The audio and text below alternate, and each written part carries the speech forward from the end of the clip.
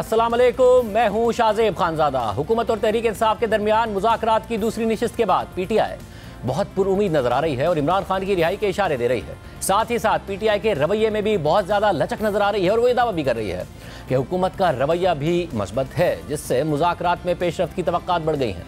PTI की committee की इमरान खान से मुलाकात के बाद अगले हफ्ते मुज़ाकरात का अगला दौर होने जा रहा है और जैसे जैसे ये मुज़ाकरात आगे बढ़ रहे हैं तो सियासी फिजा में भी बेहतरी नजर आ रही है। मुज़ाकरात में तहरीक इंसाफ का बुनियादी मुतालबा यह है कि इमरान खान समेत सियासी कैदियों को रिलीफ दिया जाए, नए केसेस ना बनाए जाएं, जमानतें दे दी जाएं, जमानतों में रुकावटें भी ना खड़ी की जाएं।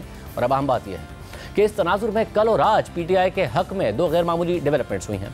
पहले कल ISPR का बयान सामने आया कि 9 मई के 19 मुजरिमान की सजाएं माफ़ कर दी गई हैं, जबकि आज इस्लामाबाद की इंसदादी दहशतगर्दी की अदालत ने पीटीआई के 26 नवंबर के एहतजाज के 13 मुकदमात में गिरफ्तार किए गए 250 मुलजिमान की जमानतें मंजूर कर ली हैं और ये वही दो वाक़यात हैं जिन पर पीटीआई जुडिशल कमीशन बनाने का मुतालबा कर रही है। इसके अलावा पीटीआई हुकूमत से इमरान खान की रिहाई का भी मुतालबा कर रही है, मगर पीटीआई की इस डिमांड पर यह सवाल उठाया जा रहा है कि इमरान खान की रिहाई से हुकूमत को ऐसा क्या फ़ायदा होगा और पीटीआई इस रिलीफ के बदले में हुकूमत को ऐसा क्या दे सकती है जिसके लिए हुकूमत इतना अहम फैसला लेगी। इस हवाले से ये खबरें भी गर्दिश कर रही हैं कि हुकूमत मुज़ाकरात में पीटीआई के सामने ये मुतालबा रख सकती है कि रिलीफ के बदले में इमरान खान हुकूमत को चलने देंगे और इंतशारी सियासत का रास्ता छोड़ देंगे। पीटीआई के सोशल मीडिया और बैरून मुल्क मुकीम हिमायतियों को कंट्रोल करेंगे। आज वज़ीर आज़म शहबाज शरीफ ने एपेक्स कमेटी के इजलास से खिताब करते हुए कहा कि बाहर मौजूद एजेंट और दोस्त नुमा दुश्मन पाकिस्तान के खिलाफ सोशल मीडिया पर कैंपेन चला रहे हैं, हक़ाइक़ को मस्क कर रहे हैं। ये एक बहुत बड़ा चैलेंज बन चुका है। हाल ही में इस्लामाबाद पर चढ़ाई की गई तो सोशल मीडिया पर झूठ का ऐसा तूफान उठाया गया जिसकी मिसाल नहीं मिलती। डिजिटल जो महाज पर जो पाकिस्तान के खिलाफ जो जहर उगला जा रहा है, पाकिस्तान से बाहर एजेंट बैठे हैं, पाकिस्तान दोस्त नुमा दुश्मन जो बाहर बैठे हैं और जिस तरीके से वो पाकिस्तान के खिलाफ कैंपेन चला रहे हैं सोशल मीडिया पर, ये एक बजाते खुद एक बहुत बड़ा चैलेंज बन चुका है और इसको वो सपोर्ट कर रहे हैं, झूठ हकायक को मस्क कर रहे हैं, ट्विस्ट कर रहे हैं। एक ऐसा माहौल बनाया जा रहा है कि पाकिस्तान के खिलाफ इस झूठ की बुनियाद पर, हकायक को मस्क करने की बुनियाद पर सवालिया निशान उठाए जा रहे हैं, करवाए जा रहे हैं। ये पिछले 3-4 हफ्ते में देख लें कि जो कुछ हुआ इस्लामाबाद पर, जो जलगार हुई, जो चढ़ाई हुई, उसके नतीजे में जो सोशल मीडिया ने जो कुछ एक तूफान उठाया झूठ का, फैक्ट्स को उसको डिस्टॉर्ट करने का, मैं समझता हूँ कि हालिया वक्तों में उसकी नज़ीर नहीं मिलती। तो इसको अगर हमने काउंटर ना किया तो आपकी तमाम जो काविशें हैं, आपकी मसाई है, वो बिल्कुल वो दरियाबुर्द हो जाएंगी। जब यहाँ पर इस्लामाबाद में चढ़ाई हुई तो वो जो रेंजर्स के जो जवान जो बेचारे शहीद, उनके बारे में किस तरह की झूठी खबरें घड़ी गई। एपेक्स कमेटी में शरीक वज़ीर आला खैबर पख्तूनख्वा अली अमीन गंडापुर ने मीडिया से बात करते हुए कहा कि एपेक्स कमेटी में बात करते हुए वज़ीर आज़म ने 26 नवंबर को गोलियां चलने और हलाकतें होने से इनकार किया। वज़ीर आज़म के लिए ऐसे फोरम पर ऐसी बात करना मुनासिब नहीं है। 26 नवंबर के बाद ये पहली मीटिंग थी तो उसके ऊपर प्राइम मिनिस्टर साहब ने खुद ही ये बात छेड़ दी कि ये जो है बताया जा रहा है कि जी यहाँ पर गोलियां चली हैं और शहादतें हुई हैं और जबकि हकीकत में ऐसा कुछ नहीं है। तो मैंने अपना फर्ज समझते हुए मैंने वैसे भी बात करनी थी, लेकिन शुक्र है कि उन्होंने खुद ये बात शुरू कर दी। तो मैं ये समझता हूँ कि इस तरह की बातचीत ऐसे एपेक्स फोरम के ऊपर करना बिल्कुल नामुनासिब है। एक मुल्क के वज़ीर आज़म के लिए इस तरीके की बयानात जो चल रहे हैं हुकूमत की तरफ से, इनसे इज्तनाब करना चाहिए। डॉक्टर साहब मौजूद थे, उन्होंने ये कहा उसके ऊपर के चूंकि आपने ऑलरेडी वहाँ पर भी कमीशन का बोला हुआ है तो इस मसले के ऊपर उस कमीशन में भी बात हो रही है कमीशन के बारे में, तो मुज़ाकरात को उसको फिर वहाँ पे डिस्कस किया जाएगा। इसके अलावा अपोजिशन इत्तेहाद के सरबराह महमूद खाना चकज़ई ने हुकूमत से मुज़ाकरात पर खुद पीटीआई पर सवाल उठा दिया है। महमूद खाना चकज़ई ने पीटीआई की मुज़ाकराती कमेटी के रुकन अल्लामा राजा नासिर अब्बास के साथ खड़े होकर कहा कि किस चीज़ के मुज़ाकरात हो रहे हैं, क्या ये जायज़ हुकूमत है जिससे मेरे दोस्त मुज़ाकरात कर रहे हैं। लूटा हुआ, चोरी किया हुआ मैंडेट उस पार्टी के हवाले कर दें, मुज़ाकरात फिर होते नहीं। बच्चे के दुआएं हम करेंगे, मुज़ाकरात हो रहे हैं, कहाँ के मुज़ाकरात, किस चीज़ के मुज़ाकरात हो रहे हैं। क्या ये हुकूमत जिससे मेरे दोस्त मुज़ाकरात कर रहे हैं, क्या वो जायज़ हुकूमत है, क्या वो लेजिटिमेट है। अब जहाँ एक तरफ हुकूमत और तहरीक इंसाफ के मुज़ाकरात जारी हैं, पीटीआई अच्छी उम्मीद लगा रही है, तो दूसरी तरफ खबर के मुताबिक पीटीआई की क़यादत एक दफ़ा फिर इमरान खान से बुशरा बीबी की शिकायत लगाने जा रही है। जियो न्यूज़ के नुमाइंदे हैदर शराजी की खबर के मुताबिक बुशरा बीबी की सियासी फैसलों में मुदाखलत से पार्टी की सीनियर क़यादत परेशान है। ज़राए के मुताबिक बुशरा बीबी खैबर पख्तूनख्वा में मुख्तलिफ मुलाकातों और सियासी फैसलों में शरीक हैं। बुशरा बीबी ने मुज़ाकराती अमल से मुताल्लिक भी रहनुमाओं से मुशावरत की है। इमरान खान को गुज़िश्ता हफ्ते पार्टी रहनुमाओं ने बुशरा बीबी की मुदाखलत से आगाह किया था। इमरान खान ने भी बुशरा बीबी को सियासी फैसलों से दूर रहने का कहा था, मगर इमरान खान के अहकामात के बावजूद बुशरा बीबी की सियासी मसरूफियात पर पार्टी रहनुमाओं को तशवीश है। पार्टी रहनुमा इमरान खान से आइंदा मुलाकात में भी बुशरा बीबी की मुदाखलत पर बात करेंगे। साथ ही साथ इमरान खान एक और दावा भी कर रहे हैं जिससे उनकी अपनी पार्टी क़यादत और मुज़ाकराती कमेटी मुकम्मल तौर पर लाइल्म और बेखबर है। इमरान खान मुसलसल कह रहे हैं कि उन्हें बनी गाला में हाउस अरेस्ट करने की ऑफर्स की जा रही हैं, जिसे वो मुस्तरद कर रहे हैं, मगर पीटीआई की क़यादत और मुज़ाकराती कमेटी से इस बारे में सवाल होता है तो वो लाइल्मी का इजहार करते हैं, जबकि खुद हुकूमत भी इससे इनकारी है, जिससे सवाल उठ रहा है कि इमरान खान के पास कौन ये ऑफर लेकर जा रहा है या फिर इसमें हकीकत ही नहीं है। इस पूरी सूरत पर बात करेंगे। तहरीक इंसाफ के रहनुमा शेर अफजल मरवत साहब हमारे साथ मौजूद होंगे, मगर पीटीआई की क़यादत के हवाले से जो खबरें आ रही हैं उसके पर बात करने के लिए नुमाइंदा जियो न्यूज़ हैदर शराजी हमारे साथ मौजूद है। हैदर शराजी, बहुत शुक्रिया मैं ज्वाइन करने के लिए। पहले बुशरा बीबी के हवाले से जो तहफ़्फ़ुज़ात की खबरें थी, ज़ाहिर है कुछ चीज़ें पब्लिकली भी कही गई थी, मगर मसला यह है कि वो पहले बयानात भी दे रही थी, इस्टेब्लिशमेंट के हवाले से भी वीडियो बयान दिया, कारकुनों से भी वीडियो बयान पर उन्होंने बात की, कुछ मीटिंग्स की भी इतलात आ रही थी। अब तो ऐसी कोई चीज़ सामने नहीं आ रही है, तो अब पार्टी रहनुमाओं को क्या एतराज़ है बुशरा बीबी के हवाले से?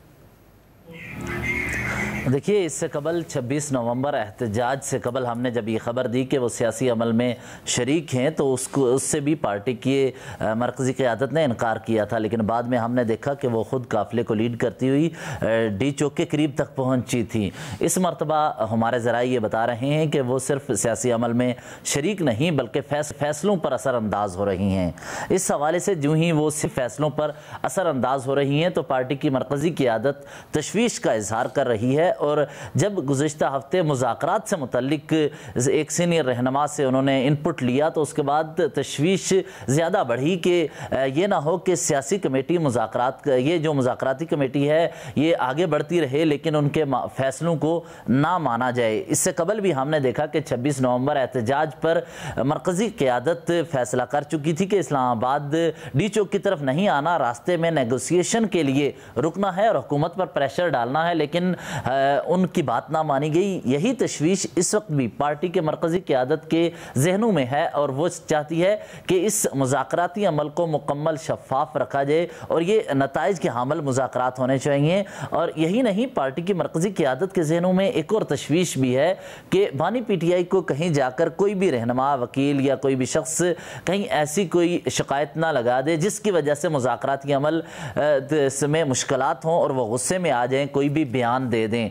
इस दौरान एक तरफ बानी पीटीआई के हवाले से तशवीश का इजहार, दूसरी तरफ महमूद खान अचकज़ई ने आज जो इस प्रेस कॉन्फ्रेंस में एक जुमला कहा कि हम सड़कों पर भी जाएंगे मुल्क में आइन की बालादस्ती के लिए और इन तमाम मामलात के हल के लिए, तो उन्होंने भी ये कहा है कि वो सड़कों पर निकलेंगे। तो हम ये नहीं कह सकते कि सिर्फ मुज़ाकरात के लिए चीज़ें रोकी गई हैं, मुज़ाकरात एक तरफ हो रहे हैं लेकिन मुज़ाकरात के दौरान तशवीश भी है बाज़ चीज़ों पर। यह ना हो कि मुज़ाकराती टीम यहाँ पर आकर फैसला करे और उनके फैसलों को ना माना जाए। इसीलिए मुज़ाकराती कमेटी को मशवरा दिया गया कि आप जो तहरीरी तौर पर हुकूमत के सामने मुतालबात रखना चाहते हैं तो वो तहरीरी तौर पर इस अंदाज से रखें कि बानी पीटीआई के हुक्म के बाद ये मुतालबात हुकूमत के सामने रखे जा रहे हैं, यानी बानी पीटीआई इसको इस पर माज़ी में हमने देखा था कि जब पार्लियामेंट के अंदर इससे कबल इंतखाबात के लिए मुज़ाकरात हुए थे तो शाह महमूद कुरैशी और फवाद चौधरी जो इसका हिस्सा हैं वो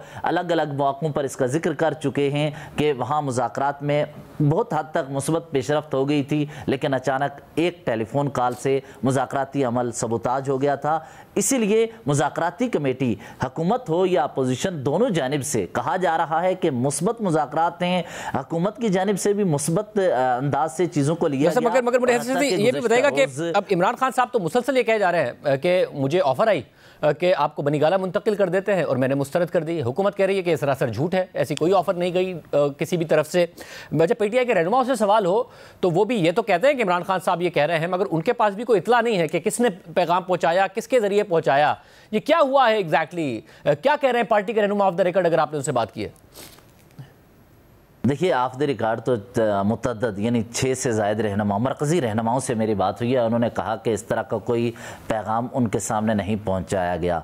इसके अलावा ऑन रिकॉर्ड 2 अहम शख्सियात हैं। एक तो बैरिस्टर गौहर खान जो कि पार्टी के चेयरमैन हैं, उनसे जब हमने कहा तो उन्होंने कहा कि मेरी कोई इस तरह की इतलात मेरे पास मौजूद नहीं, ना ही मुझे इसका इल्म है। दूसरी जानिब वज़ीर आला खैबर पख्तूनख्वा अली अमीन गंडापुर गुज़श्ता रोज़ पार्लियामेंट हाउस आए और मैंने उनसे पूछा कि क्या मामला है कि कोई इस हवाले से पेशरफ्त हो रही है। उन्होंने कहा कि मैं बैकडोर राब्ते करने वाला नहीं हूँ, पब्लिक में जो राब्ते हो रहे हैं यही हैं, इसके अलावा नहीं हो रहे।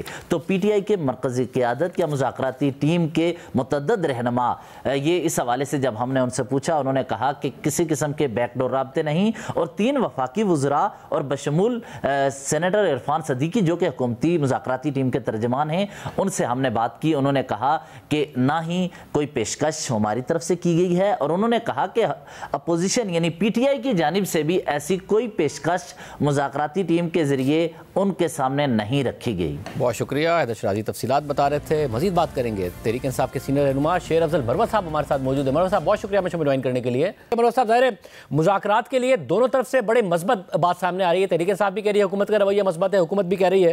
अब कल खबर आई कि 9 मई के 19 मुल्ज़मान की सज़ाएं माफ़ कर दी गई। आज इंसाफ दहशतगर्दी की अदालत ने पीटीआई को 26 नवंबर के एहतजाज के 13 मुकदमात में गिरफ्तार 250 मुल्ज़मान की ज़मानतें मंजूर कर ली। अब ये भी बुनियादी मुतालबा था, ज़मानतें हों, ज़मानतों की मुखालफत ना हो। आपको लग रहा है ये सब एक साथ ही हो रहा है और कुछ ना कुछ मजबूत सिमत में चीज़ें बढ़ रही हैं? बहुत शुक्रिया। मेरा ख्याल है कि जितने भी लोग इस मुज़ाकराती अमल के साथ वाबस्ता हैं, सबकी शायद कोशिश अब यही है कि कोई नाखुशगवार वाक़यात ना हो और ना कोई नाखुशगवार बात हो जिससे मुज़ाकरात के अमल को ठेस पहुँचे। जहाँ तक ज़मानतों का ताल्लुक है, 26 नवंबर के केसेस में जो मुल्ज़मान की ज़मानतें हुई हैं, उन केसेस में ये लोग नामजद नहीं थे और चंद एक की ज़मानतें खारिज भी हुई हैं। तो मेरा ख्याल नहीं है कि ज़मानतों का ताल्लुक जो है वो इस अमल के साथ है। अलबत्ता ये देखा जाना ज़रूरी होगा कि 6 तारीख को जो जजमेंट रिज़र्व हैं वो बड़ी कलीदी अहमियत रखती हैं, क्योंकि अगर कोई सज़ा खुदा नखास्ता होती है तो मुज़ाकराती अमल को ठेस लगेगी। मतलब अगर आपकी पार्टी में सलमान अकरम राजा साहब हों, फिर शेख वकास अकरम साहब हों, वो ये कह रहे हैं कि असर नहीं पड़ेगा जो भी 6 का फैसला आएगा, क्या वजह है कि इतनी फ्लेक्सिबिलिटी नज़र आ रही है? वो कह रहे हैं नहीं फ़र्क पड़ेगा जो भी फैसला आएगा। बिल्कुल, फैसला तो मैं खुद भी ये कह चुका हूँ कि किसी भी फैसले चाहे खुशगवार हो नाखुशगवार हो, इसका मुज़ाकराती अमल पे जो है असरअंदाज नहीं होना चाहिए। और 6 तारीख का जो फैसला होगा, हमारी तवक्को तो ये है कि मुज़ाकराती अमल के शुरू होने और फिर ये जो जिस मुस्बत अंदाज में आगे बढ़ रहे हैं, तो बेहतर ही हो कि इसी दौरान जो है जस्टिस ऑफ गुडविल का तबादला हो और यही चीज़ जो है हमें मुज़ाकरात में हतमी नताइज और मंतकी अंजाम तक मुज़ाकरात को कामयाबी से पहुंचा सकते हैं। साथ में भी बताइएगा कि अब आपकी अपनी मुज़ाकराती कमेटी भी ऐसा लगता है कि डरती है कि कहीं इमरान खान साहब के अलावा कोई ज़ेर ज़बर भी ऐसी बात ना हो जाए। पहले मुलाकात की, कहा इमरान खान साहब से मुलाकात कराएं, फिर हम तहरीरी तौर पर देंगे, मिल लिए इमरान खान साहब से, मगर फिर कल तहरीरी तौर पर नहीं दिया, कहा एक और मुलाकात कराएं जो कि तवील हो, जिसमें हम एक एक चीज़ अप्रूव कराएं। कि आपके अपने लोग भी डरते हैं कि कोई ऐसी चीज़ ना कमिट कर दें, कोई ऐसी बात ना हो जाए कि जिससे इमरान खान साहब ना माने और उनके लिए मुश्किलात खड़ी हो जाए? शाहजेब, किसी हद तक आपकी बात दुरुस्त है।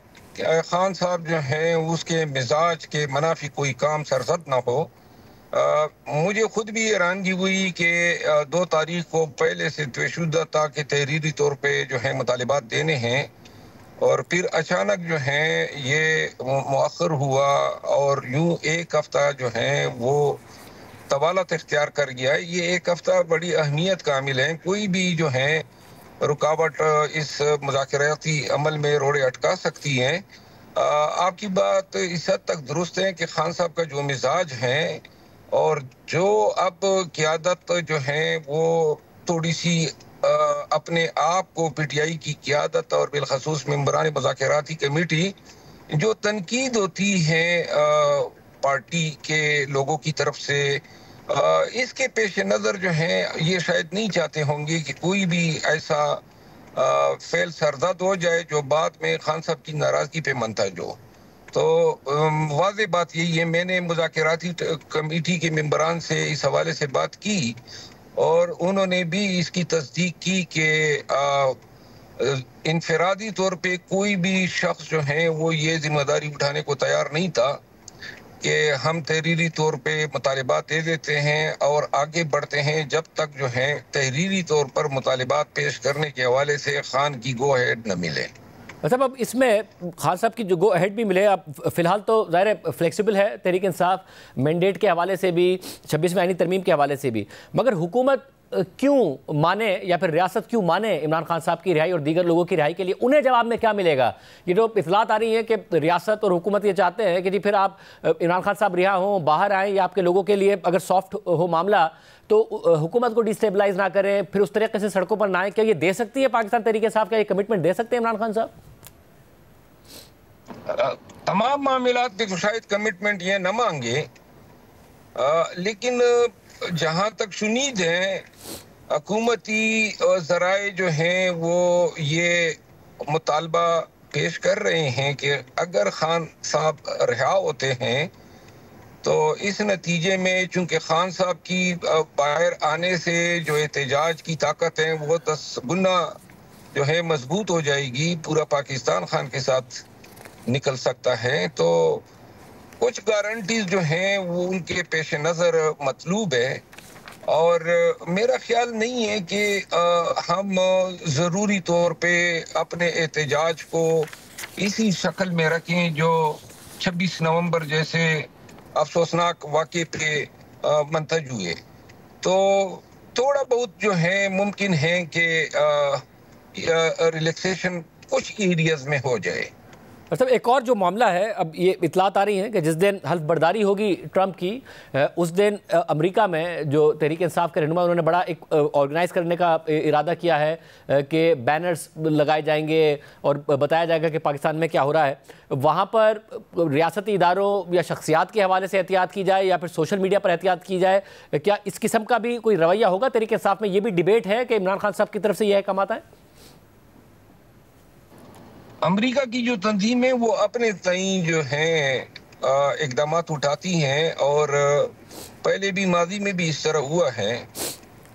अगर वो पाकिस्तान के हालात के हवाले से ट्रंप इंतज़ामिया को सेंसिटाइज करने के लिए कोई डेमोन्स्ट्रेशन करना चाहते हैं तो मेरा ख्याल नहीं है कि इसको मनफी अंदाज में लेना चाहिए, क्योंकि पाकिस्तान तहरीक इंसाफ जो है वो अपने तई हर जगह पे ये कोशिश कर रही है कि पाकिस्तान के मामलात जो हैं इस हवाले से आलमी दबाव इस हद तक हो कि बुनियादी इंसानी हकूक जो हैं इनकी पामाली का सिलसिला रुक जाए। लेकिन ये भी शायद मुनासिब होगा कि यहाँ की जो तंजीम है जो बेसिकली ओवरसीज तमाम ओवरसीज पाकिस्तानी की तंजीमों की जो है सरबराह की आदत है, वो शायद देख भी ले और कोई तजवीज़ भी सामने आ सकती हैं। लेकिन अभी तक फिल वक्त ये मसला जो है वो, और ये मौखर करना है या नहीं करना है या करना है, ये फैसला खान साहब का होगा।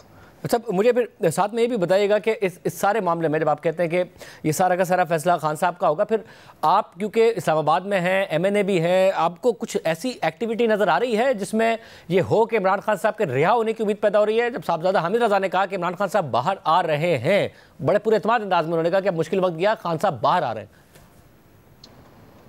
मुझे खुद भी कभी उम्मीद है, इम्कानात यही है कि जिस अंदाज में तमाम फरीक़ैन बशमूली एस्टेब्लिशमेंट के इस मुज़ाकराती अमल को चला रहे हैं, इससे बदिउ नज़र में ये वाज़े नज़र आ रहा है कि खान साहब और सियासी जो कैदी हैं उनकी रिहाई अनकरीब मुमकिन है। अच्छा, और इस सूरत में एक और खबर आ रही है कि एक दफ़ा फिर पार्टी इमरान खान साहब से बात करने जा रही है कि बुशरा बीबी साहिबा की जो मुदाखलत है वो बहुत ज़्यादा है कमाल। अब वो ज़ाहिर कोई वीडियो बयान भी नहीं जारी कर रही, कोई ऐसी ऑब्वियस मुदाखलत भी उनकी तरफ से नहीं नज़र आ रही, तो क्या वाकई पार्टी को अभी भी शिकायत है कि वो बहुत मुदाखलत कर रही है? हालिया दिनों में तो ऐसी कोई मुदाखलत जो है बुशरा बीबी की तरफ से सामने नहीं आई है, और मेरा ख्याल नहीं है कि ऐसी कोई बात जो है इसकी जुर्रत का इर्तिकाब हो सकता है। मतलब और इस्टेब्लिशमेंट के साथ अब खुद अली बिन गंडापुर साहब भी कह रहे हैं कि जी जो बात हो रही है वो हुकूमत से ही हो रही है। तहरीक इंसाफ के दूसरे रहनुमा भी यही कह रहे हैं। मगर इमरान खान साहब कह रहे हैं कि मुझे पैगाम मिला कि आप अडियाला की जगह आपको बनीगाला शिफ्ट किया जा सकता है, मैंने इनकार कर दिया। हुकूमत इनकार कर रही है, हुकूमत के इदारों की तरफ से भी नहीं हुआ। तहरीक इंसाफ के रहनुमाओं से बात करें तो वो भी कह रहे हैं कि हमारे इल्म में ऐसी कोई बात है। तो इमरान खान साहब को किसने ये पैगाम पहुँचाया था जिसका पार्टी को पता ना हुकूमत भी इनकारी है? वक्तन फवक्तन मुज़ाकिरात के दौरान और जब सियासी उफक पे मुज़ाकिरात नज़र आ रहे होते हैं तो इन्हीं अवकात में खान साहब के साथ बराह रास्त भी कई मौके पे रजू किया गया है और खान साहब की सवाबदीद हैं कि वो किसी का जिक्र करे किसी का न करे। खान साहब गलत बयानी कतई नहीं कर सकते हैं। 22 नवंबर के दौरान भी पहले ये तजवीज़ आई थी कि उनको नतिया गली शिफ्ट किया जाएगा और नतिया गली के कॉर्नर हाउस की सफाई सुथराई भी हो गई थी। तो लिहाजा वो फिर पाकिस्तान तहरीक इंसाफ ने वो तजवीज़ रद्द कर दी थी, जिसके नतीजे में फिर 20 दिसंबर तक रिहाई जो है उसकी नवीद दी गई थी। तो लिहाजा ये तजवीज़ पहले भी आई थी, तो ऐसा नहीं है कि ये हमारे लिए रनकुन खबर है। मतलब 26 नवंबर से पहले तो मुज़ाकरात मोहसिन नकवी साहब से गालिबन हो रहे थे, तो क्या ये उनकी तरफ से ऑफर थी? मोहसिन नकवी साहब अकेले नहीं थे, चंद हुकूमती हज़रात भी थे और इसके अलावा एस्टेब्लिशमेंट के नुमाइंदे भी इसमें शामिल थे। यानी कि बाकायदा तौर पर एस्टेब्लिशमेंट की मर्जी से ये ऑफर आई थी। बहुत शुक्रिया। शरफुल मरवा साहब हमारे साथ मौजूद थे। हुकूमत इन मामलात से इनकार कर रही है कि ऐसी कोई ऑफ़र नहीं की गई है। इमरान खान साहब कह रहे हैं कि मुझे ऑफ़र की गई है। शरफुल मरवा साहब एक कदम आगे बढ़कर बात कर रहे हैं कि यह मामला हुआ था। प्रोग्राम में आगे बढ़ते हैं। अमेरिका में 2025 के पहले दिन 2 मुख्तलिफ वाक़यात में 15 अफराद मारे गए जबकि 35 से ज़ायद ज़ख्मी हुए। हैरानकुन तौर पर इन दोनों वाक़यात में इस्तेमाल होने वाली गाड़ियाँ एक ही कंपनी के जरिए किराए पर ली गई थीं और दोनों गाड़ियों में सवार मुबैना हमलावरों का ताल्लुक अमरीकी फ़ौज से था। पहला वाक़या रियासत लुइसियाना के शहर न्यू ऑर्लिन्स में पेश आया, जिसमें एक शख्स ने नया साल मनाने वाले अफराद पर गाड़ी चढ़ा दी, जिससे 14 अफराद हलाक हो गए और 30 से ज़ायद ज़ख्मी हो गए, जबकि हमलावर पुलिस के साथ मुकाबले में मारा गया। इस वाक़े की इंतहाई दिलखराश CCTV फुटेजेस भी सामने आई, जिनमें देखा जा सकता है कि मुलजिम कैसे बेरहमी के साथ हुजूम पर गाड़ी चढ़ा रहा है और लोग खौफजदा होकर अपनी जान बचाने के लिए आगे पीछे भाग रहे थे। जबकि मुलजिम के मारे जाने के बाद यह खबर भी सामने आ रही है कि मज़कूरा शख्स, जिसकी शनाख्त शमसुद्दीन जब्बार के नाम से हुई है, वो एक साबिक अमरीकी फ़ौजी था और वो मुमकिना तौर पर दाइश से मुतासिर था। खबर रसा इदारे रॉयटर्स के मुताबिक एक साबिक अमरीकी फ़ौजी जिसकी गाड़ी पर दाइश का परचम लहरा रहा था, उसने अमरीकी रियासत लुइसियाना के शहर न्यू ऑर्लिन्स के मशहूर फ्रेंच क्वार्टर में नया साल मनाने वाले अफराद पर गाड़ी चढ़ा दी, जिसके नतीजे में 14 अफराद हलाक हो गए। मुश्तबा शख्स की शनाख्त शमसुद्दीन जब्बार के नाम से हुई है, जो रियासत टेक्सास का रिहायशी और अफगानिस्तान में अमरीकी फ़ौज के लिए खिदमत अंजाम दे चुका था।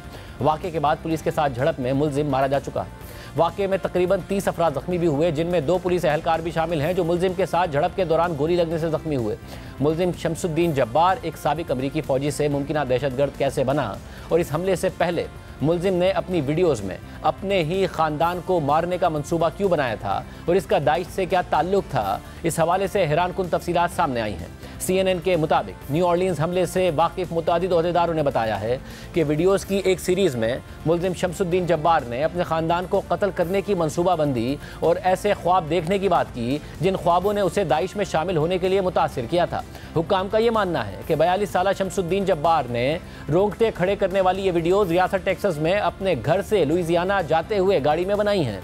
ये वीडियोज़ बुध की सुबह 1:29 से 3:02 के दरमियान मुलजिम के फेसबुक पेज पर पोस्ट की गई। वीडियोज़ के बारे में ब्रीफ किए गए 2 ओहदेदारों के मुताबिक मुलजिम शमसुद्दीन जब्बार ने वीडियोज़ में अपनी तलाक का हवाला दिया है और कहा है कि कैसे उसने पहले अपनी फैमिली को एक सेलिब्रेशन के लिए इकट्ठा करके कत्ल करने का मंसूबा बनाया था, लेकिन बाद में उसने अपने प्लान्स तब्दील कर दिए और दाइश में शामिल हो गया और इस हवाले से उसने अपने कई ख्वाबों का हवाला दिया है जिनसे वो दाइश में शमूलियत की तरफ रागिब हुआ। CNN के मुताबिक कानून नाफिज करने वाले हुक्काम मुलजिम की बनाई हुई वीडियो समेत उसके फ़ोन और लैपटॉप का जायज़ा ले रहे हैं ताकि ये तफसीलात मालूम की जा सके कि वो एक साबिक फ़ौजी से किस तरह ख़तरनाक मुजरिम बन गया, जबकि उसके फैमिली मेम्बर्स भी इस बात का पता लगाने की कोशिश कर रहे हैं कि वो कैसे गलत रास्ते पर चल पड़ा। मुजरिम के वालिद 65 साला रहीम जब्बार और उसके भाई 24 साल अब्दुल जब्बार ने CNN को बताया है कि वो शमसुद्दीन जब्बार जैसे नरमगो शख्स को इस हमले के साथ जोड़ नहीं पा रहे हैं। शमसुद्दीन जब्बार के भाई के मुताबिक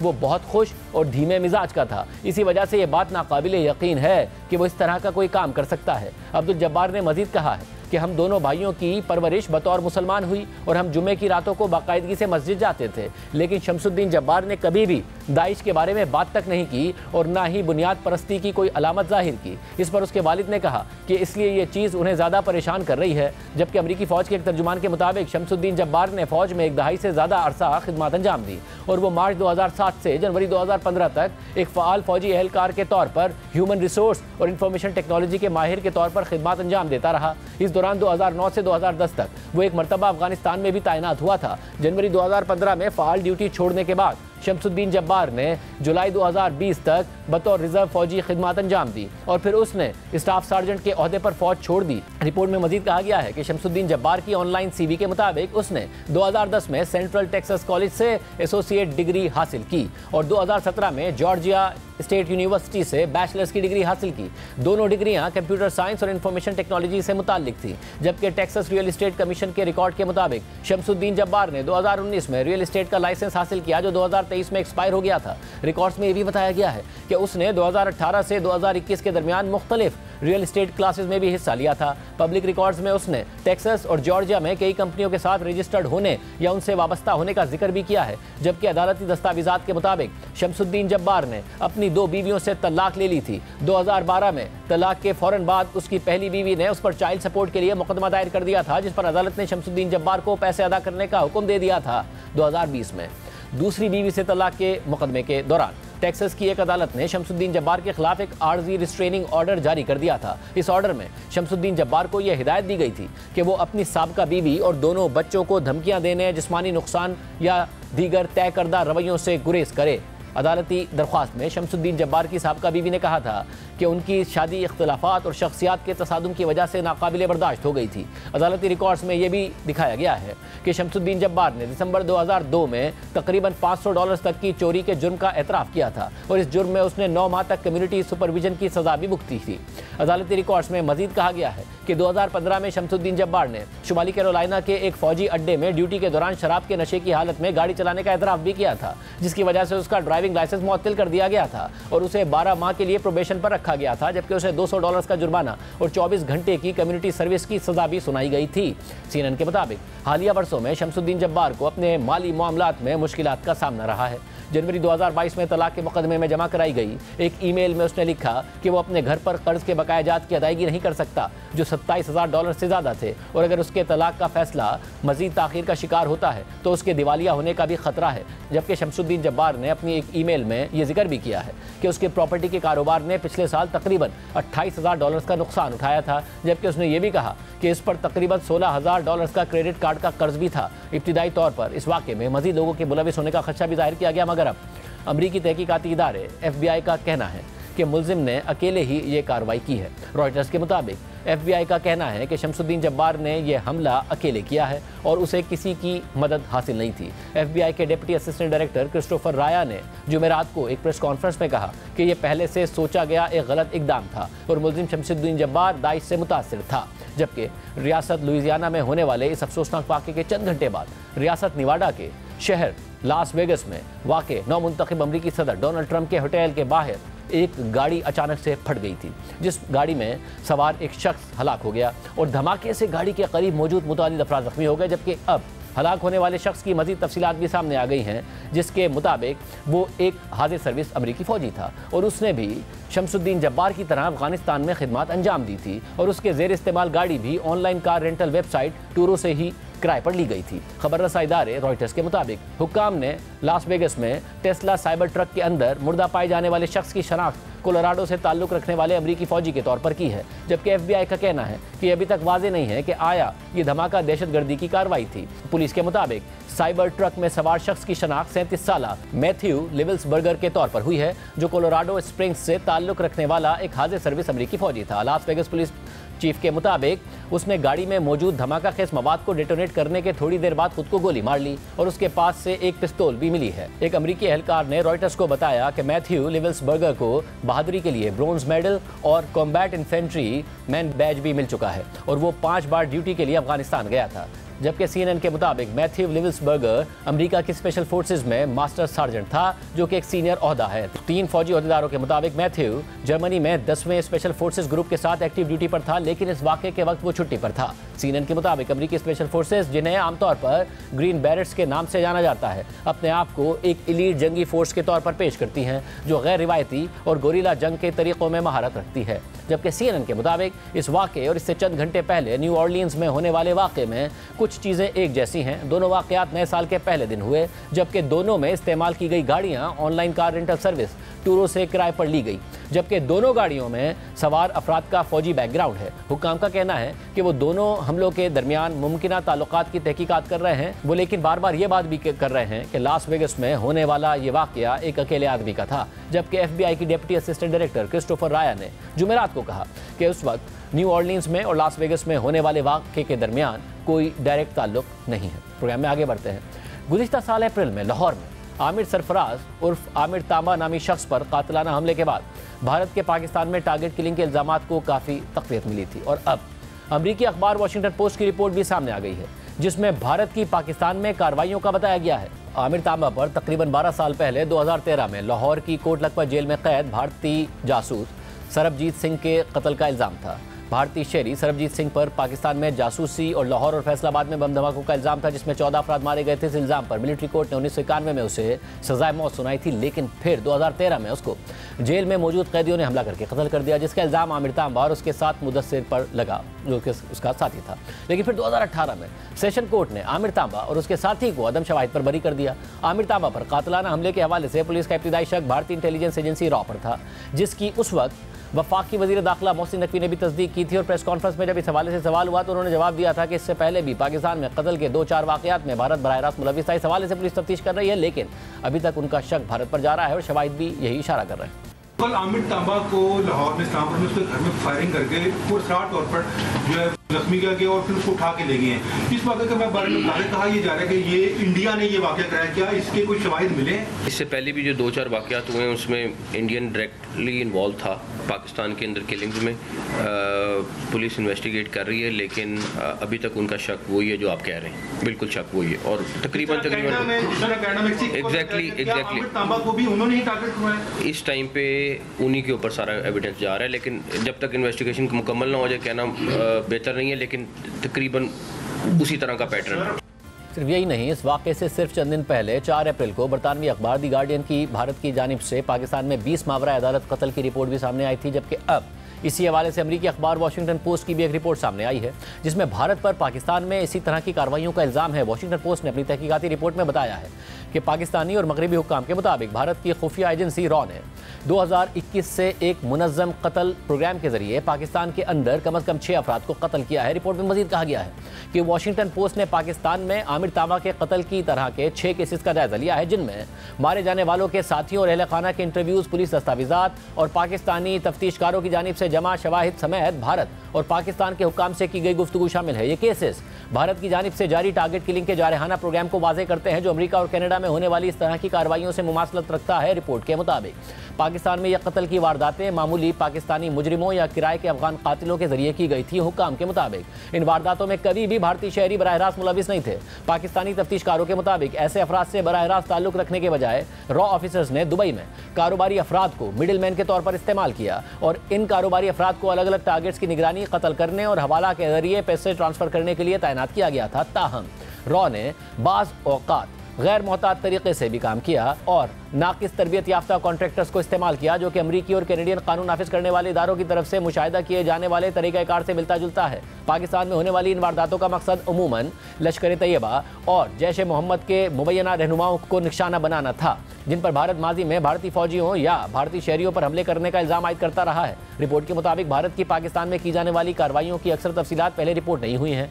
पाकिस्तान और भारतीय हुक्काम ने नाम जाहिर न करने की शर्त पर हसास खुफिया मालूमात और इस हवाले से जारी तहकीकात पर बात की है। वॉशिंगटन पोस्ट के मुताबिक एक साबिक पाकिस्तानी ओहदेदार ने उन्हें बताया है कि अमेरिका और कनाडा की जानिब से भारत पर लगने वाले हालिया इल्जामात से पहले 2022 में ISI के DG जनरल नदीम अंजुम ने अमेरिकी इंटेलिजेंस इदारे CIA के डायरेक्टर विलियम बर्न्स को भारत की इन वारदातों से मुताल्लिक अपने संगीन तहफ़्फ़ुज़ात से आगाह कर दिया था। रिपोर्ट के मुताबिक भारत की जानिब से 2019 में दहशतगर्दी के खिलाफ कवानीन में तरमीम के बाद उसकी वजारत दाखिला ने मतलूब दहशतगर्दों की एक फहरिस्त शाया करना शुरू की, जिसे वक्तन फवक्तन अपडेट किया जाता रहा है। वॉशिंगटन पोस्ट के एक जायजे में यह बात सामने आई है कि मौजूदा फहरिस्त में मौजूद 58 नामों में से 11 अफराद को 2021 के बाद मारा जा चुका है या उनको इसके बाद निशाना बनाया गया है, जबकि जायजे में 10 ऐसे अफराद भी सामने आए जो मतलूबा अफराद की इस भारतीय फहरिस्त में शामिल तो नहीं थे, मगर भारत उन पर अस्करियत पसंदी का इल्ज़ाम आयद करता रहा है। ये अफराद भी इसी तरह के हालात में मारे गए, यानी उन्हें नामालूम अफराद ने करीब से गोलियां मारकर कत्ल कर दिया था। वाज़ेह रहे कि वॉशिंगटन पोस्ट की हालिया रिपोर्ट और इससे पहले गुज़िश्ता साल अप्रैल में शाया होने वाली द गार्डियन की रिपोर्ट में भारत की जानिब से 2020 और 2021 के बाद इस तरह की वारदातों का जिक्र है। ताहम भारत की जानिब से पाकिस्तान में घुसकर मारने के दावे और वादे माजी में भी वक्तन फवक्तन सामने आते रहे हैं और 2024 के इलेक्शन में नरेंद्र मोदी का इंतखाबी नारा भी यही था। इस हवाले से वॉशिंगटन पोस्ट की इस रिपोर्ट में मज़ीद लिखा है कि 2014 में मौजूदा भारतीय कौमी सलामती के मुशीर अजीत डोल ने कहा था कि पाकिस्तान पर हमला करना गैर हकीकत पसंदाना है, लेकिन भारत को चाहिए कि वो पाकिस्तान को इन खुफिया ज़राए से सज़ा दे जो भारत के फौजियों और शहरियों पर हमला करने वाले अस्करियत पसंद ग्रुपों की हिमायत करता है। अजीत डोल ने एक यूनिवर्सिटी में खिताब करते हुए कहा था कि हम अपना दिफा इस जगह जाकर कर सकते हैं जहाँ से हमला हो रहा है। पाकिस्तान की कमजोरियां भारत से कई गुना ज़्यादा हैं। रिपोर्ट के मुताबिक 90 की दहाई के आखिर में भारतीय वज़ीर आज़म I.K. गुजराल ने पाकिस्तान में भारत की कई खुफिया कार्रवाइयों को महदूद कर दिया था जब दो तरफा ताल्लुकात में बेहतरी आई थी। एक साबिक भारतीय अफसर और एक सीनियर हुकूमती मुशीर के मुताबिक जब 2011 में अमरीकी स्पेशल फोर्सेज ने पाकिस्तान में कार्रवाई करके उसामा बिन लादेन को कत्ल किया था, तो उस वक्त रॉ के कुछ सीनियर ऑफिसर्स ने पाकिस्तान के अंदर आला सतह के अफराद को कत्ल करने की कार्रवाइयों की हिमायत की थी। एक साबिक भारतीय ओहदेदार के मुताबिक V.K. सिंह, जो भारतीय फौज के जनरल थे और जिनकी सरबराही में एक भारतीय ग्रुप ने पाकिस्तान में छोटे पैमाने की कार्रवाइयां की थी, 2012 में उन्होंने पाकिस्तान में कश्मीरी अस्करियत पसंद रहनुमा सैयद सलाउद्दीन को कत्ल करने की कोशिश की थी। ताहम सैयद सलाउद्दीन अब भी जिंदा हैं, जबकि एक पाकिस्तानी ओहदेदार के मुताबिक पाकिस्तान को यह यकीन था कि 2013 में इस्लामाबाद की एक बेकरी के बाहर होने वाली फायरिंग में भी भारत मुलविस था, जिसमें नासिरुद्दीन हक्कानी मारे गए, जिन पर काबुल में भारतीय सफारत खाने पर होने वाले बम धमाके में मुलविस होने का शुबा था। लेकिन इस सब के बावजूद भारत की जानिब से टारगेटेड कत्लेआम का सिलसिला मोदी के दूसरी बार आम इंतखाबात जीतने के 2 साल बाद 2021 में शुरू हुआ, क्योंकि अपनी इंतखाबी मुहिम के दौरान मोदी पाकिस्तान के हवाले से अपनी सख्त पॉलिसियों का मुसलसल प्रचार करते रहे थे। फिर इसी साल जून में एक पाकिस्तानी शख्स जिसकी दुबई में भारतीय खुफिया एजेंसी ने खिदमात हासिल की थी, उसने लाहौर के एक कंपाउंड के बाहर एक कार बॉम्ब धमाका किया जहां लश्कर तैयबा के सरबराह हाफिज सईद मुकीम थे, लेकिन पाकिस्तानी और भारतीय हुकाम के मुताबिक धमाके में हाफिज सईद महफूज रहे थे। इस वाक़े के बाद भारतीय कार्रवाइयाँ तेज़ और मखसूस हो गई और रॉ ने बॉम्ब्स के बजाय टारगेट किलर्स को तरजीह देना शुरू कर दी और अब भारत ने आला रहनुमाओं के बजाय कम महफूज अस्करियत पसंदों को निशाना बनाना शुरू कर दिया। रिपोर्ट में मजीद बताया गया है कि हाफिज सईद के खिलाफ इस कार्रवाई के 8 माह बाद ज़हूर मिस्त्री को मार दिया गया, जो 1999 में भारतीय जहाज़ की हाईजैकिंग के दौरान एक भारतीय मुसाफिर को कत्ल कर चुका था। पाकिस्तानी हुकाम ने बाद में गिरफ्तार होने वाले 4 मुश्तबा अफराद के एतराफ़ात का हवाला देते हुए कहा कि ज़हूर मिस्त्री को कत्ल करने की कार्रवाई बहुत पेचीदा थी। एक खातून जिसने अपना नाम तनाज़ अंसारी बताया, जो कि मुमकिना तौर पर भारतीय खुफिया एजेंसी की अफसर का फर्जी नाम था, उसने 2 पाकिस्तानियों को ज़हूर मिस्त्री की निगरानी और 2 अफगान शहरियों को उसे कत्ल करने के लिए रिक्रूट किया और जनूब मशरकी एशिया, अफ्रीका और मशरक़ वस्ता में 3 अफराद को कम अज़ कम $5,500 पाकिस्तान भेजने के लिए हायर किया ताकि इस कार्रवाई में मुलविस अफराद को अदायगियाँ की जा सके। कत्ल से चंद घंटे पहले तनाज़ अंसारी ने अपने पाकिस्तानी एजेंट शिराज गुलाम सरवर को ज़हूर मिस्त्री की शनाख्त और इसकी दुरुस्त जगह की तस्दीक करने की ताकीद की। वॉशिंगटन पोस्ट की जानिब से देखे गए ज़हूर मिस्त्री के फ़ोन के स्क्रीनशॉट से जाहिर होता है कि शिराज गुलाम सरवर ने ज़हूर मिस्त्री को व्हाट्सएप पर मुसलसल वीडियो कॉल्स की और दावा किया कि वो एक राइड शेयरिंग ऐप का कस्टमर सर्विस एजेंट है, मगर ज़हूर मिस्त्री ने उसकी वीडियो कॉल्स मुस्तरद कर दी और जवाब दिया कि मैंने कोई राइड बुक नहीं की। फिर इसके चंद मिनट बाद तनाज़ अंसारी ने खुद ज़हूर मिस्त्री को एक पैगाम भेजा। रिपोर्ट में मज़ीद कहा गया है कि इसके सिर्फ 5 दिन बाद तनाज़ अंसारी ने एक और कार्रवाई की और कराची में सैयद खालिद रज़ा को कत्ल करवाया, जो 90 की दहाई में कश्मीर में एक सरगर्म अस्करियत पसंद रहनुमा थे। पाकिस्तानी हुकाम के मुताबिक इस बार तनाज़ अंसारी ने मोहम्मद अली आफरीदी को इस्तेमाल किया, जो एक पाकिस्तानी शख्स था जिसे उसने 2018 में फेसबुक के जरिए भर्ती किया था ताकि वो सैयद खालिद रज़ा की निगरानी करे, 2 किराए के कातिलों के लिए बंदूक खरीदे और आखिरकार कार्रवाई के बाद आला कत्ल को दरिया के किनारे दफन कर दे। वॉशिंगटन पोस्ट ने मोहम्मद अली आफरीदी और तनाज़ अंसारी के व्हाट्सएप पैगामात का जायजा लिया है जो मोहम्मद अली आफरीदी को पकड़ने के बाद पाकिस्तानी हुक्काम ने हासिल किए थे। इन पैगामात में तनाज़ अंसारी ने मोहम्मद अली आफरीदी से इस बात पर तशवीश का इजहार किया था कि सैयद खालिद रजा के घर के बाहर तैनात गार्ड से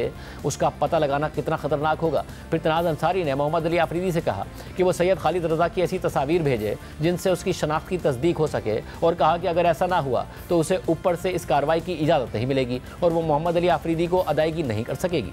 व्हाट्सएप पर एक मौके पर दोनों ने कराची के डिफेंस हाउसिंग अथॉरिटी के इलाके में एक और हदफ के बारे में बात की जिसके बारे में तनाज़ अंसारी को पता लगाने में मुश्किल पेश आ रही थी।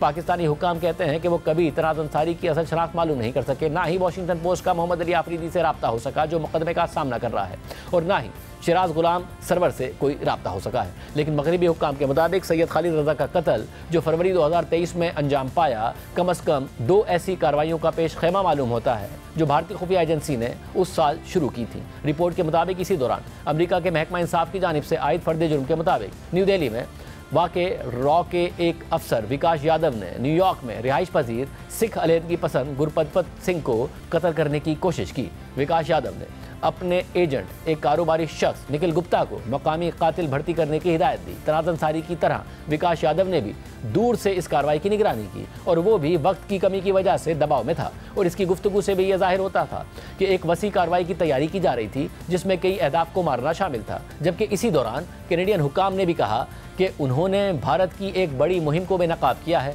जिसमें सिखों की निगरानी, उनको धमकियां देना और हत्या कि उनको कत्ल करना शामिल था। न्यूयॉर्क की स्टेट यूनिवर्सिटी में पॉलिटिकल साइंस के प्रोफेसर क्रिस्टोफर क्लेरी जिन्होंने भारतीय ऑपरेशंस का मुताला किया है, उनका कहना है कि रॉ का टारगेटेड कत्ल करने का रिकॉर्ड इसराइल की खुफिया एजेंसी मुसाद के तरीके से मुशाबहत रखता है जो कम तरक्की याफ्ता ममालिक में कामयाबी के साथ कत्ल के ऑपरेशंस करती थी। क्रिस्टोफर क्लेरी के मुताबिक एक तासुर यह है कि रॉ मगरिब में कार्रवाइयाँ करने से पहले पाकिस्तान में पूरे 1 साल तक ऐसी कार्रवाइयाँ करती रही जो कामयाब हो रही थी। फिर उसने मगरिब में कार्रवाइयों का आगाज़ कर दिया, लेकिन जो हिकमत अमली, तकनीक और तरीक़े पाकिस्तान में अच्छी तरह काम कर रहे थे वो मगरिब में इतने मौसर साबित नहीं हो सके। जब से अमेरिका और कनाडा ने भारतीय साजिशों को बेनकाब किया है तब से मगरिबी हुक्काम और तज्ज़ियाकारों ने यह सवाल उठा दिया है कि भारत क्यों ऐसे मगरिबी शहरियों को कत्ल करने का ख़तरा मोल लेगा जो सिख अलहदगी पसंद तहरीक से वाबस्ता है। हालांकि ये तहरीक भारत के लिए किसी फौरी तशवीश और ख़तरे का बाइस नहीं है, जबकि सिक्योरिटी तज्ज़ियाकारों और भारतीय हुक्काम के मुताबिक पाकिस्तान के हवाले से सूरत हाल मुख्तलिफ थी। अक्सर केसेस में भारत ने लश्कर तैयबा और जैश मोहम्मद और उनसे वाबस्ता ऐसे ग्रुप्स को निशाना बनाया जो कश्मीर में अस्करियत पसंदी में सरगर्म हैं।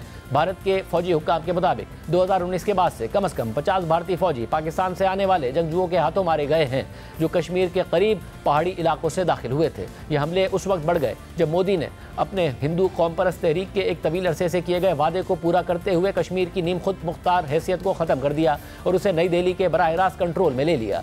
एक भारतीय अफसर के मुताबिक इन हमलों का अहम माली मुआवन एक कश्मीरी मोहम्मद रियाज अहमद था जो 1999 में पाकिस्तान फरार हो गया था और लश्कर तैयबा से वाबस्ता इस्लामी फलाही तंजीमों के जरिए फंड जमा करता था। सितंबर 2023 में एक नौजवान ने पाकिस्तान में मोहम्मद रियाज अहमद को उस वक्त सर पर गोली मार दी जब वो मस्जिद में फजर की नमाज पढ़ रहे थे। मोहम्मद रियाज अहमद के कत्ल के बाद उसके ग्रुप ने भारत में कार्रवाई की थी। रिपोर्ट के मुताबिक इस कार्रवाई के बावजूद रॉ अपने मंसूबों से पीछे नहीं हटी और सिर्फ 4 हफ्ते बाद एक ग्रुप जिसकी क़यादत एक मजदूर मोहम्मद उमैर कर रहा था उसने शाहिद लतीफ़ को गोली मार दी, जिस पर भारतीय हुक्काम ने इल्ज़ाम लगाया था कि वो 2016 में भारतीय फ़िज़ाइया के अड्डे पर होने वाले हमले में मुलविस था, जिसके नतीजे में मोदी और उनके पाकिस्तानी हम मनसब नवाज शरीफ के दरमियान सिफारती रवाबत में रुकावट पैदा हो गई थी। लेकिन इस बार रॉ को एक मुख्तलिफ नौयत के रद्द-ए-अमल का सामना करना पड़ा। इस मामले से वाकिफ 2 अफराद ने बताया है कि गिरफ्तारी के बाद मोहम्मद उमैर ने इतराफ़ किया कि उसे दुबई से ज़ाती तौर पर शाहिद लतीफ़ को कत्ल करने के लिए भेजा गया था क्योंकि उसके साथी शाहिद लतीफ़ को मारने की मुतादिद नाकाम कोशिशों के बाद मायूस हो गए थे। उन दोनों के मुताबिक मोहम्मद उमैर ने दुबई के एक सेफ हाउस का मकाम बता दिया, जिसके बाद पाकिस्तानी एजेंट्स ने दुबई में इस अपार्टमेंट पर धावा बोल दिया जहां उन्होंने बड़ी मिकदार में इंटेलिजेंस मालूमात हासिल की। लेकिन वहां उन्हें इस अपार्टमेंट के 2 भारतीय किराएदार अशोक कुमार आनंद और योगेश कुमार नहीं मिले। इस नुक्ते तक पाकिस्तान ने भारतीय ऑपरेशंस को कम ही तस्लीम किया था, लेकिन 2024 के आगाज़ में एक न्यूज़ कॉन्फ्रेंस के दौरान पाकिस्तान के सेक्रेटरी खारजा मोहम्मद साइरस सज्जाद काजी ने अशोक कुमार और योगेश कुमार के पासपोर्ट्स की स्कैन शुदा तस्वीर दिखाई और उन पर इल्ज़ाम आयद किया कि उन्होंने शाहिद लतीफ़ और मोहम्मद रियाज अहमद के कत्ल की मनसूबाबंदी की थी। ताहम भारत ने इन दावों को झूठा और बदनीयती पर मबनी प्रोपेगेंडा करार देकर मुस्तरद कर दिया था। इस तरह बार बार मगरबी मीडिया पर भारत की कार्रवाइयों की तफसीलात सामने आ रही हैं। प्राइम ब्रेक शामिल करते हैं और आम खबर आपके सामने रखेंगे।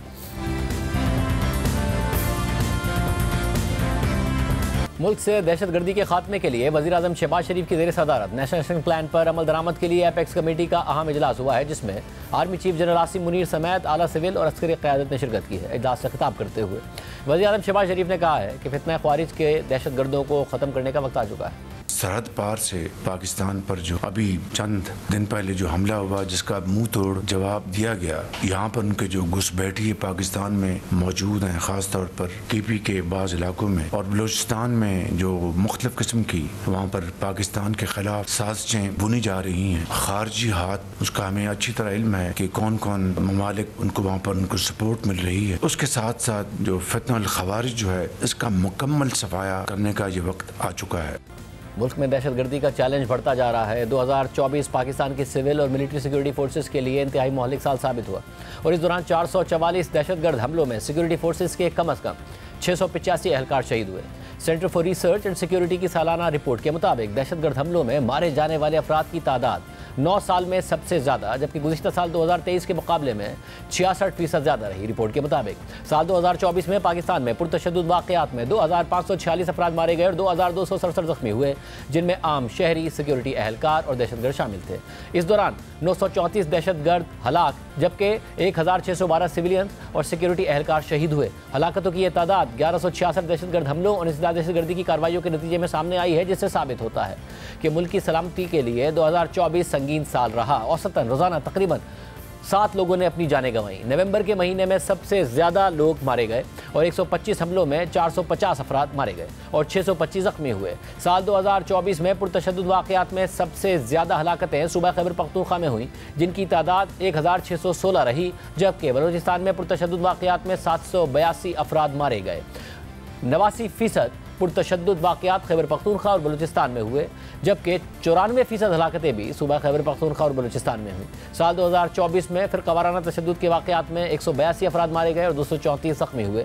गुज़िश्ता साल यानी 2023 के मुकाबले में रवां साल के आदाद शुमार में तेज़ी से इजाफा हुआ और 2024 में तकरीबन 49% ज़्यादा वाक़यात पेश आए, जिनमें 66% ज़्यादा अमवात हुई, जबकि इन वाक़यात में 55% ज़्यादा अफराद जख्मी हुए। नवंबर में साल के दीगर तमाम महीनों के मुकाबले में सबसे ज़्यादा 125 हमले हुए, 450 अमवात हुई और 625 जख्मी रिकॉर्ड किए गए। इस साल रिकॉर्ड की जाने वाली अमवात 9 साल की बुलंद तरीन सतह है, जो 2016 की तादाद यानी 2432 और 2015 की तादाद यानी 4366 के बाद सबसे ज़्यादा है। गुज़िश्ता 10 बरसों के आदाद शुमार देखें तो 2015 से 2020 के दरमियान पुरतशद्दुद वाक़यात में कमी का रुझान दिखाई दिया और हर साल अमवात में औसतन 33% कमी रिकॉर्ड की गई। 6 साल तक जारी रहने वाली इस गिरावट के बाद 2021 में इसमें इजाफा होना शुरू हो गया और 2021 में 38%, 2022 में 15%, 2023 में 56% और 2024 में 66% इजाफा हुआ, यानी 2021 के बाद खून रेजी में सालाना इजाफा होता आया है। इसके अलावा रिपोर्ट के मुताबिक अफगानिस्तान की सरहद से मुत्तसिल खैबर पख्तूनख्वा के नए ज़मशुदा अजला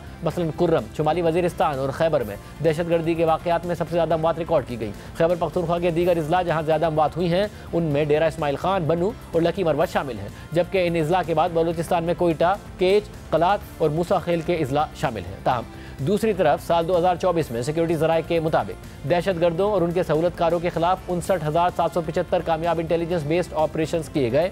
73 इंतहाई मतलूब दहशतगर्दों समेत 925 दहशतगर्द हलाक और सैकड़ों गिरफ्तार किए गए। 14 मतलूब दहशतगर्दों ने हथियार डालकर खुद को कौमी धारे में शामिल किया, जबकि सिक्योरिटी इदारों ने 2 खुदकुश बमबारों को गिरफ्तार करके मुल्क को बड़ी तबाही से बचाया।